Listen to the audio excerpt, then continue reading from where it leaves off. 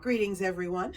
I am Pastor Carla Christopher Wilson, the Assistant to the Bishop in charge of Justice Ministries for Lower Susquehanna Synod, as well as the Associate Pastor of Faith Formation and Outreach at Lutheran Church of the Good Shepherd in Lancaster. I'm a renewal and congregational vitality redevelopment pastor who works with transformational ministries and R3, and I also get to do a lot of exciting work related to my previous profession, to being a pastor, which is that I was a professional cultural competency and diversity trainer, as well as a community-based activist. So I traveled all around the country and in fact the world, helping communities just emerging from war and revolution, or just emerging from racial justice, trauma, and riot to rebuild, reconfigure, and re-find their why and their purpose in a way that transforms not just an immediate crisis, but also long-standing systems into something that is justice-centered and healthy and dynamic and relevant to the community. We're not here today just to have a conversation about how do we put out fires and how do we avert crisis. We're here to say, how do we change our culture? How do we deepen justice ministries, whether you're just starting or whether you're already deep along that road and you just really want to see your justice passion blossom and flower in a richer way? How do we change the culture of an entire congregation to light justice ministry on fire and make it more relevant and effective so that we're not just helping ourselves and living out our Great Commission and the way that we believe Christ calls us to build the beautiful community, but also how are we helping the people that we feel called to accompany and partner with? How are we opening ourselves up to learn from their wisdom? How are we dissolving the us versus them and working together in a united community, moving towards justice and equity for all of God's people? I've got a few simple tips that I think will help most communities, no matter where you are on the path, deepen your justice ministry learning and accomplishment. And then we'll have plenty of time for live dialogue and specific questions. So grab your pen, grab your paper, because we're going to make a real plan. This is a practical conversation right here, not just a thoughtful lecture. We're going to build our own individual plans together. So you got that pen? You got something to write with? Let's get moving, right? Okay, so think about your context first. Are you thinking about a congregation? Are you thinking about a particular team or task force that already is formed, but you want to really work at deepening that? What's your role in that community? Are you a leader? Are you a partner? Are you a curious individual? Are you an educator who's doing this with youth ministry, right? Every single mission of the church is called to justice. So no matter where you're at on the spectrum in terms of how you're connected to your faith community, there's a role for you to play. If you're not connected to your faith community in that way, that's a big start, right? We are called to build these churches. We are called to build these houses. It's not just the pastor's job or the synod's job or church-wide's job where we show up and consume. This is our house, right? Everybody's on the chore list and everybody gets something done. So really spend some time asking yourself, if you haven't previously stepped up to leadership in some way, why not? What's missing from your community? Is it a sense of invitation into leadership? Is it the willingness to power share, except for a chosen few? Have you not perhaps had the confidence to put yourself out there? What do you need to feel called to leadership in a church where Martin Luther is very specific about the priesthood of all believers? I digress. How do we deepen justice ministries in our congregation? The first step, no matter what ministry we're working in, is to make the case, to educate around diversity, equity, and inclusion. Now, everything starts from the Bible, so we can easily look to the Bible and say, wow, Jesus absolutely worked with the Jewish community that he belonged to, but was very intentional about not just interacting with and physically stepping outside of his comfort zone to spend time with other communities, but also preaching about it, storytelling about it, saying, hey, those Samaritans, hey, these women, hey, these people with disabilities that are living in other ways, let's talk about how precious they are to the kingdom, right? So it was very intentional that Jesus, who spent time preaching in the temple considerably, also made sure to teach in public spaces, to preach in homes, to engage in social activities and partnerships with folks that were not part of his faith community. So we know that biblically speaking, whether it's following Jesus's teaching or Jesus's example, we're called to a diverse community where equity is practiced. We're all sitting, eating together. We're sharing and feeding each other. We're willing to accept the generous offerings of a young child with a handful of fish or the pennies that come from a widow, right? It's not that there's only a few people that are worthy of being the leader or the hero of the story. So make the biblical case around diversity, equity, and inclusion. And also look at some of the wonderful studies and resources that are out there. Lower Susquehanna Synod's Racial Justice Task Force, as well as our disability ministries, immigration ministries, LGBTQIA affirmation ministries. We've got tons of resources that are vetted on all of those websites. So make sure to check those out. You're not having to start this from nowhere. But you want to think about, how do we preach, teach, and pray around diversity, equity, and inclusion?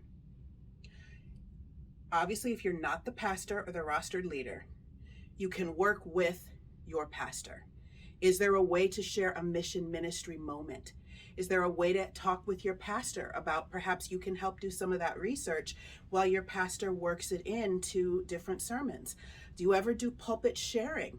Invite other speakers who specialize in justice ministries to come to speak and share the pulpit on a particular Sunday when your pastor is off, right? There's lots of ways to preach and different styles, and also teaching. What about faith formation? What about Monday seminars? What about Bible study groups? What about small groups? Do you have a racial justice centered task force or a Reconciling in Christ small group that meets and educates? Do you have a social group, a men's group, a seniors group that you can bring in speakers, or you can do a short series where you talk about these types of justice conversations and dialogues, right? This isn't quite to the point of special and specific action yet. This is just helping people think and look at the whole world, recognizing that Jesus calls us to and models diversity, equity, and full inclusion, that our church theology specifically addresses diversity, equity, and full inclusion, that even in the commercial world, we recognize that businesses, nonprofits, cities, organizations, they work better, they are more effective when you have a diverse group of individuals in leadership and decision-making roles, right? So make that case from multiple perspectives. It's biblical, it's theological, it's practical. If we want to do things differently, if we want to grow, if we want to reach more people, then let's look at who's actually able to do that. What are they doing?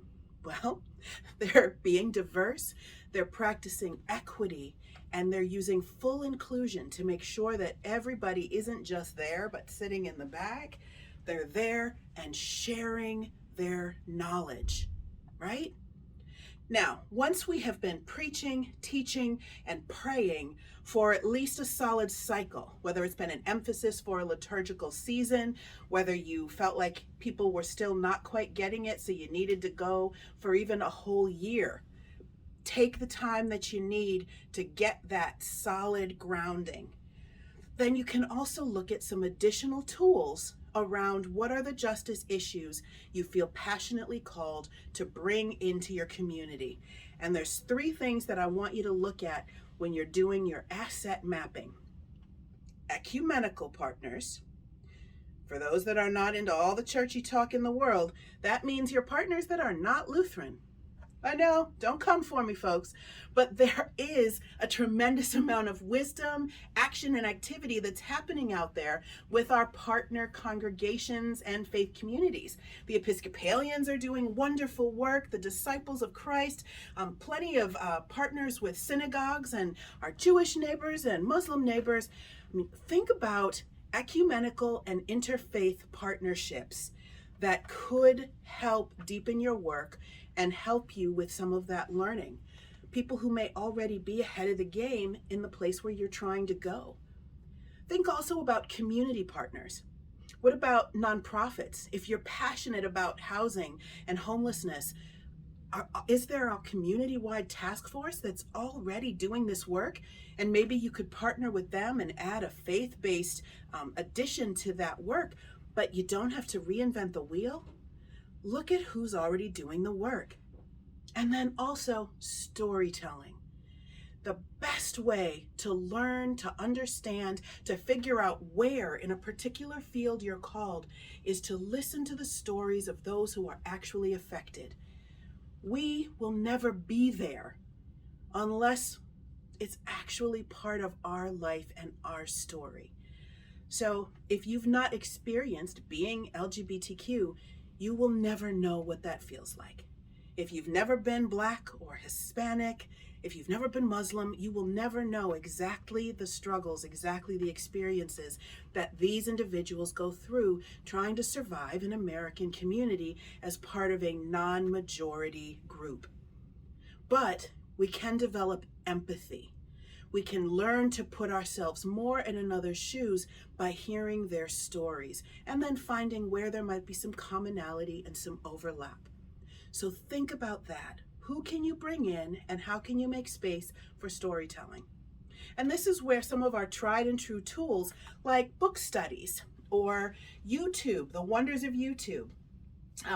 There's this great series called Tough Conversations with a Black Man that I know a racial justice task force that they start each meeting by just listening to a YouTube episode and seeing how folks discuss tough issues and then having their own conversation about what that brought up for them, right? They didn't necessarily have such a diversity of folks in their congregation, but they identified a vetted, reliable source and made space to listen to the storytelling and process together. It's a great tool and exercise. Which brings me to an important next point.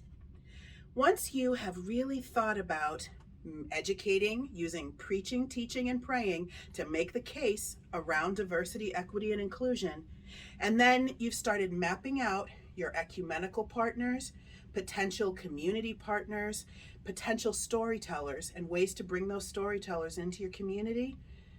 If you don't already have one, it's time to get a team, right? Talking about the example that Jesus set for us, disciples. Even Jesus didn't do this stuff solo, and neither should you.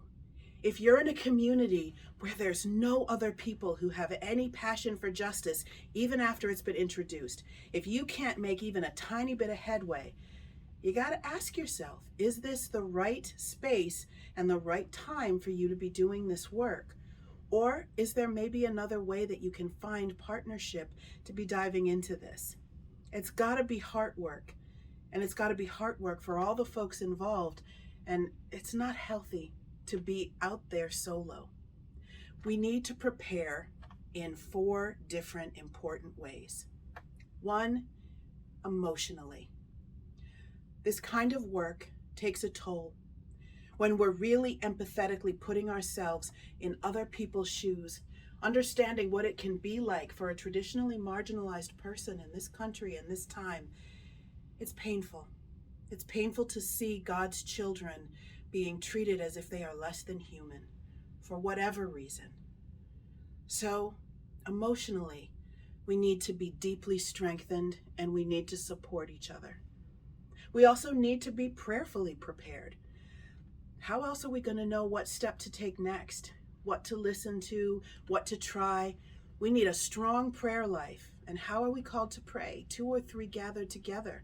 Yes, individual prayer is beautiful, powerful, and restorative, but we need community for this one. And praying together for discernment is a great way to be guided in justice work.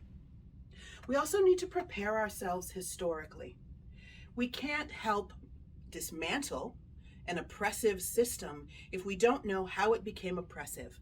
Why are things the way they are? What happened politically? What happened economically? What happened in terms of military action or governmental action or legal action? We need to take the time to learn the history because it's almost always different than what we were taught in school, whether it's 20, 30, 40, 50 years ago, right?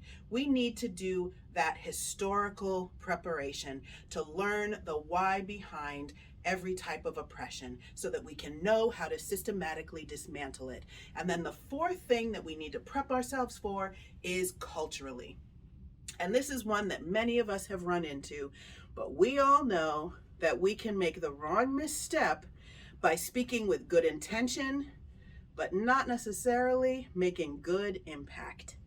Now, if you've built a relationship, if you actually have a friendship and you take a big misstep and say something insulting or do something rude unintentionally, usually you're going to get the benefit of the doubt. But that's based on relationship. We do not get to say, well, I meant well. Just like if you accidentally hit somebody with your car, you can't say, oops. You still got to take them to the hospital, right? We still have to take responsibility for our impact.